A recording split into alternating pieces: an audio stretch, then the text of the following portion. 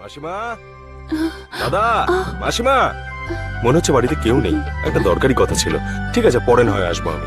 আরে শুনুন না, মা গরুকে খাবার দিতে গেছে। আরে, এটাই তো সুযোগ।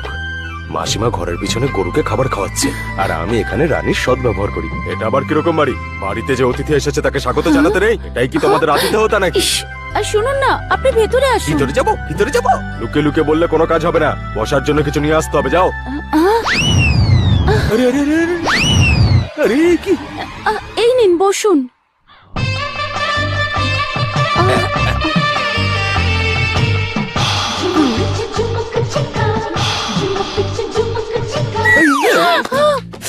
ধ্যাত্তেরি, ধ্যাত্তেরি খা।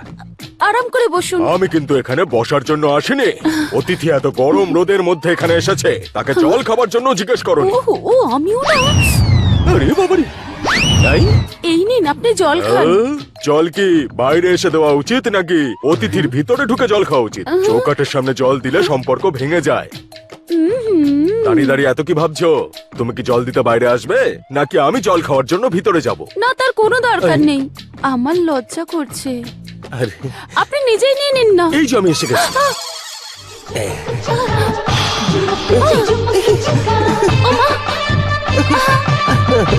কি করছেন? কি করছেন আপনি? আপনিও না। এই রামস্বামী, তোর মাইনে তুই সন্ধ্যেবেলা এসে নিয়ে যাস। আরে নমস্কার। দেবাবাবু নমস্কার, আপনি কখন এলেন? নমস্কার। আচ্ছা, জল খাচ্ছেন? খান খান। নমস্কার বাবা। মাসিমা। বসো না। বলুন কি খবর? আসলে বিরাজ স্বামীর যে আখের ক্ষেতটা আছে না, পুরো 3 একরের জমি, ওটাও বিক্রি করতে চায়। আপনারা ওই জমি কিনতে চাইছেন নাকি? না, আমরা কিনবো না, কিন্তু আপনি ওটা অবশ্যই কিনবেন। ব্যাপারটা হচ্ছে যে এই গ্রামে সকলে আমাদের খুব ভালো করে চেনে।